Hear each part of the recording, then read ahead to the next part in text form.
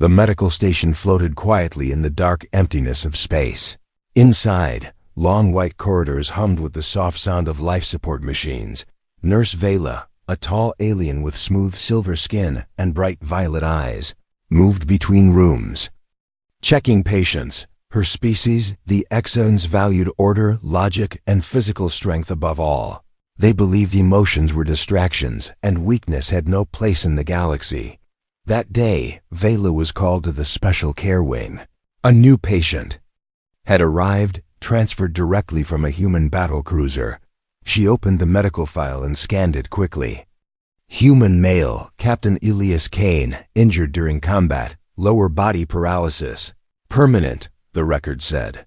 Vela tilted her head, her lips curling slightly in pity. Among her people, paralysis meant a life without purpose. The patient would be kept alive out of duty, but no one would expect much from him.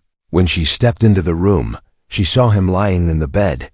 His dark hair was messy, and his sharp brown eyes turned to her the moment she entered. He smiled, a small but confident smile. "Hello," he said in a warm voice. Vela gave a polite nod. "I am Nurse Vela. I will monitor your recovery." She expected him to look away or remain silent, but instead he kept watching her. There was something steady in his gaze, something she couldn't quite read. Over the next few days, Vela's duties brought her to his room again and again. Elias asked her questions about the station, her culture, even her favorite food. No other patient had ever spoken to her like this. Most aliens treated medical staff as tools, not as individuals, yet this human, half paralyzed, talked as if he had no fear of weakness. It unsettled her, though she didn't know why. One evening, Vela brought him his evening meal. A tall, elegant alien woman in a diplomat's robe was standing by his bed. She was from the karate species, known for their strict, distant nature. Vela paused at the door, surprised to see her here. The diplomat gave a small laugh at something Elias said, her pale cheeks faintly flushed. Vela left the tray quietly and stepped out, not wanting to intrude, but minutes later, strange sounds reached her from the room.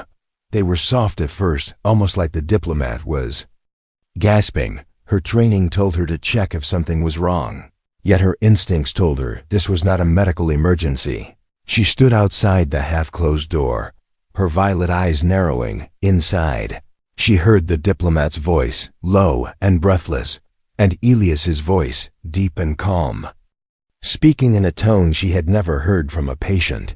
Vela's mind raced. A human with lower body paralysis should not be able to cause such reactions in a partner. It was physically impossible, at least according to every medical record she knew. But there was no mistaking the reality of what she was hearing. Her chest tightened, not in fear, but in confusion, and something else she couldn't name. The sounds grew quieter, then faded completely. Vela quickly stepped back as the diplomat walked out. The karate woman's usually cold face now held a faint, secretive smile. She didn't look at Vela, only adjusted her robe and left down the corridor without a word. When Vela entered the room, Elias was lying in bed. He greeted her with that same calm smile. "Everything all right, nurse?" he asked, as if nothing unusual had happened. She checked his vitals in silence, avoiding his eyes. Her mind replayed the last few minutes over and over. How could a paralyzed human do that? She wanted to ask him directly, but something stopped her. Instead, she left the room quickly, her heart beating faster than usual. That night, as she sat in the quiet staff lounge, she thought about the incident again. Her people had studied humans for years. They admired their survival skills, their ability to adapt to dangerous environments. But no report had ever mentioned this kind of capability. Was this something only certain humans could do? Or was it something their science had completely missed? Vela tried to tell herself it didn't matter. She was a nurse. Her job was to heal, not to be curious about strange behavior. And yet, she could not shake the image of the karate diplomat leaving the room with that look on her face. She could not stop hearing the tone of Elias's voice in her head. For the first time in years, Vela found herself distracted from her duties. She didn't know why, but she knew one thing. She wanted to know the truth. And deep inside, she felt a dangerous spark of curiosity that her people would never approve of. Because this was no ordinary patient. This was a human, and humans, it seemed, could still surprise even the most logical alien in the galaxy. The next morning, Vela tried to begin her shift like any other. She walked through the medical station's long white halls, scanning her list of patient duties, but her thoughts kept drifting back to the strange incident with Captain Elias. Every time she closed her eyes, she heard that voice again, deep and calm, making the karate diplomat breathe like that. It was wrong to think about it, she told herself. But the more she tried to ignore it, the sharper the memory became. She entered his room with a neutral expression. Elias was awake, his dark eyes watching her as she adjusted the medical scanner. He smiled as if he could sense her discomfort. "Morning, Nurse Vela," he said. His voice warm, she gave a polite nod. "You slept well?" "Better than I expected," he replied. And there was a hint of something in his tone, not teasing, but confident. As she moved around the room, she noticed he was studying her too, not in the way her own people observed others for efficiency, but with genuine interest. It was unsettling. Finally, she decided to ask something harmless. "Speak the way you do?" Elias tilted his head. "The way I do? You sound different," she said slowly, trying to hide her real question. He chuckled softly. "Maybe I just like to make people feel seen." That answer stayed in her mind long after she left. Vela found herself researching human biology during her meal break. She accessed the station's database, scrolling through medical charts, anatomy diagrams, and behavioral studies. Nothing explained what she had witnessed. The data was clean, logical, and by her people's standards, complete. But it didn't tell her how a man with no movement below the waist could cause such visible reactions. Her alien colleagues noticed her distraction.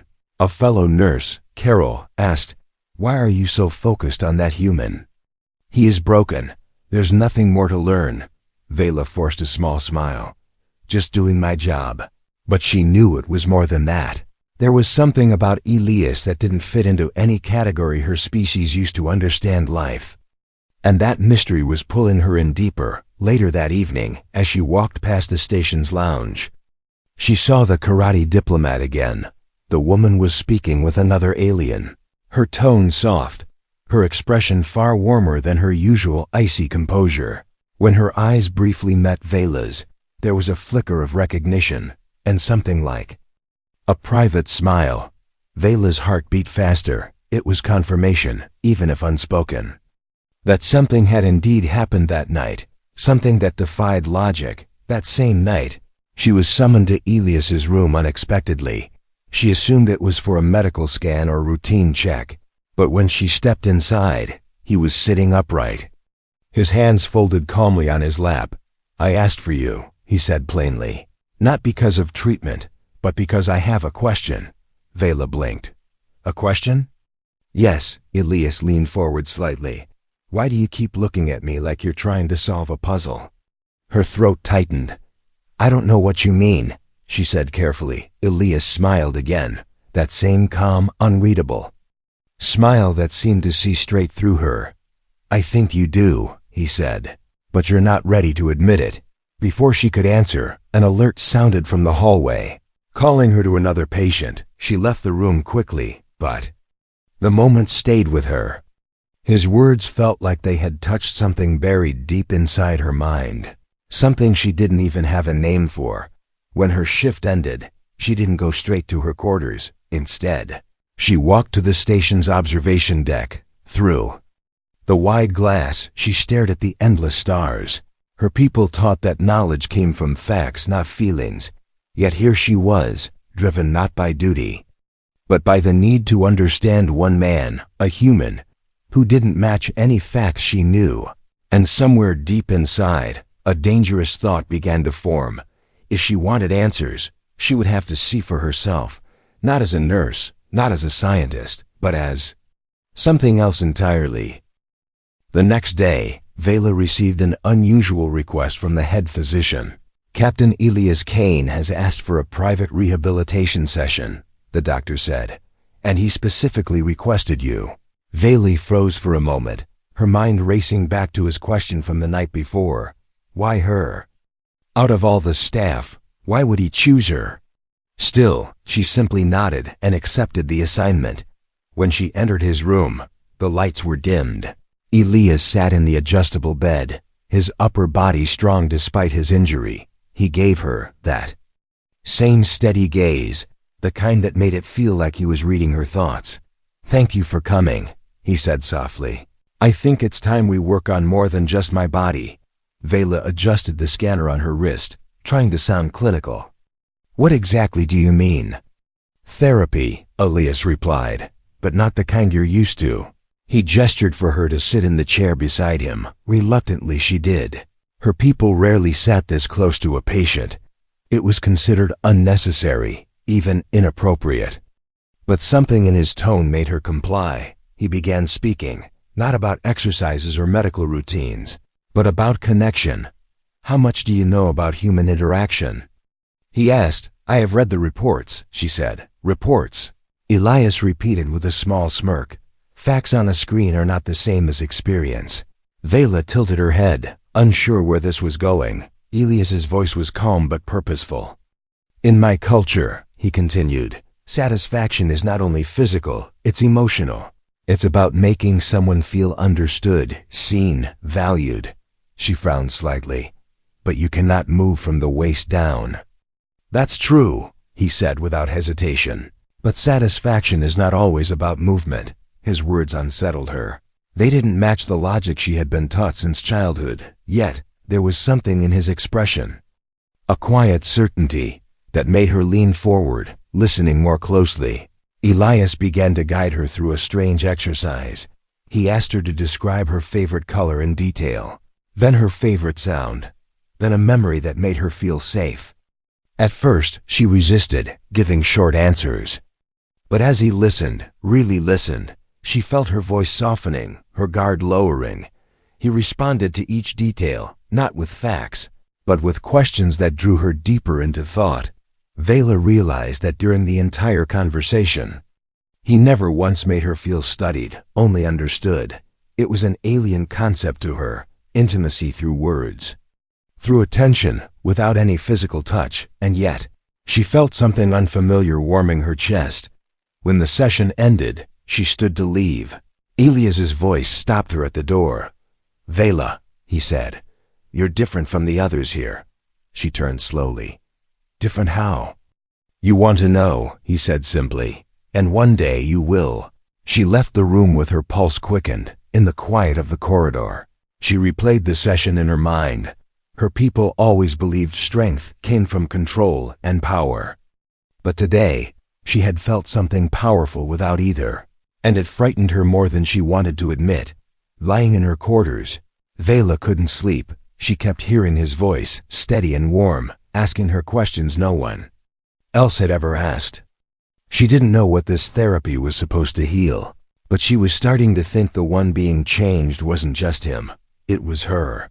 Asterisk, the medical station's hallways were never quiet for long. Word traveled faster than any transport ship. It began as whispers among the nurses, then moved to the cafeteria tables, and soon reached the officers' lounge. Have you heard about the human in recovery? One alien technician murmured to another. They say he can affect people, even though he's paralyzed, came the reply. Vela pretended not to listen, but her pointed ears caught every word. She told herself she didn't care. That gossip was beneath her, and yet, every time she heard Elias's name mentioned, she felt a strange pull.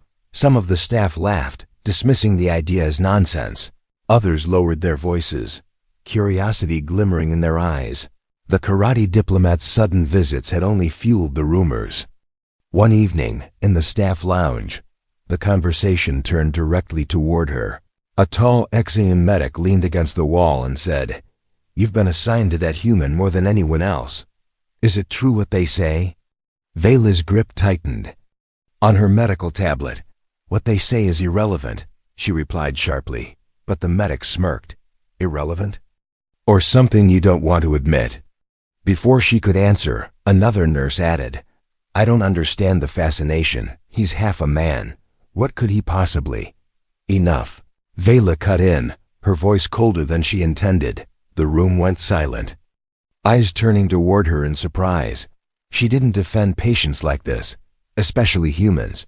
Her reaction confused even herself later that shift. She returned to Elias's room. He was reading from a small digital pad, but he looked up the moment she entered. You've been busy, he said with a faint smile. Word gets around here fast. Vela frowned. People talk too much. People are always curious about what they don't understand, he replied calmly. Then his smile deepened. You're curious too. She didn't deny it. Instead, she said, they think you're different. And what do you think? He asked, his gaze steady. Vela hesitated. I think my people have limits in their understanding. Limits can be broken, Elias said simply. If you're willing to see beyond them. The words stayed with her. Her species, the Exians, prided themselves on knowing more than others, on being the galaxy's most logical thinkers. But here was a human, confined to a bed, teaching her something she had never considered, that maybe logic wasn't the only truth. The following day, the head physician announced a cultural exchange program. Representatives from different species would demonstrate unique skills and traditions.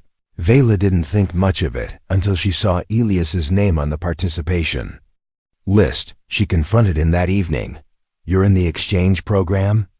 What could you possibly? Wait and see, he interrupted. His voice carrying that quiet confidence again. In the cafeteria, she overheard more talk. Some aliens mocked the idea, betting the human would embarrass himself. Others whispered. With excitement, eager to see what the rumors were about, Vela felt a knot of tension in her chest, not from fear of embarrassment, but from an unexplainable urge to see him prove them wrong. When she returned to his room later, he was adjusting his position on the bed. You'll be there, won't you? He asked. I don't usually attend such events, she replied. This one will be worth your time, he said with certainty. For the rest of the night, Vela found herself distracted. Her mind kept circling back to what he could possibly do that would surprise an entire station. Her people didn't believe in mysteries. Everything had an explanation. And yet, with Elias, she was starting to think some explanations couldn't be found in any database. The day of the cultural exchange arrived. The station's main hall was alive with voices, footsteps, and the faint hum of translation devices. Aliens from over a dozen species filled the curved seating area, eager to witness performances, skills, and traditions from across the galaxy. Some displayed martial arts, others showed complex engineering tools, and a few performed music that vibrated through the walls. Vela stood in the back, her arms folded. She told herself she was only there out of curiosity, professional curiosity. Of course, but deep down, she knew she wanted to see Elias prove everyone wrong. Still, she couldn't imagine how a human in his condition could present anything impressive in front of so many. When his name was announced, the crowd's reaction was mixed. Some clapped politely, others whispered and laughed quietly. Elias entered the stage in his wheelchair, his dark eyes scanning the audience with calm confidence. He didn't carry any tools, instruments or devices. He only had a small silver sphere in his hand, no larger than a fruit. He began speaking in the standard galactic language. Most of you believe ability comes from the body, he said, his voice steady and clear. But I believe it begins in the mind and in the heart. The words alone made some in the audience shift uncomfortably. Exians in particular disliked talk of heart and feelings. Elias then turned the sphere slowly in his hands. It began to project a soft holographic light, showing images of different alien worlds. But the images weren't random. They were scenes that each species in the room recognized as deeply personal, almost sacred. A homeworld sunset for the Exians, The golden harvest fields for the karate, the deep blue ocean trenches for the Mirans. Gasps filled the hall as Elias described each scene in vivid detail, speaking as though he had lived in each world himself. The truth was, the device was only a tool. What held the audience was Elias's voice, calm, warm, and somehow perfectly tuned to each listener. When he spoke to the karate, his tone became gentle yet formal. When he addressed the Mirans, his words flowed like waves. It wasn't translation, it was connection. Vela felt it too. Standing in the back, she felt as if his gaze met hers. Her chest tightened, not with discomfort, but with something she couldn't name. Around her, the room had gone completely silent. No one laughed now. No one whispered. Elias ended with a simple sentence. You don't need every part of your body to move someone. You only need to reach the part they never protect. The hall stayed still for a long moment before erupting into applause. Even the skeptical excellents clapped, some with reluctant respect. Vela realized she had been holding her breath. She had seen warriors, scientists, and leaders speak before. But never like this. This wasn't dominance or logic. It was influence, pure and quiet. And it had worked. After the demonstration. Aliens crowded around him, asking questions, shaking his hand. The karate diplomat stood nearby.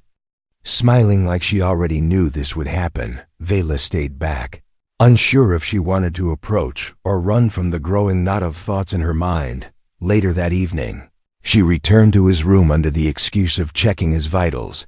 You planned this, she said, her tone sharper than she intended. Elias only smiled. I told you it would be worth your time. You made them see you differently, she said. No, he replied softly. I made them see themselves differently.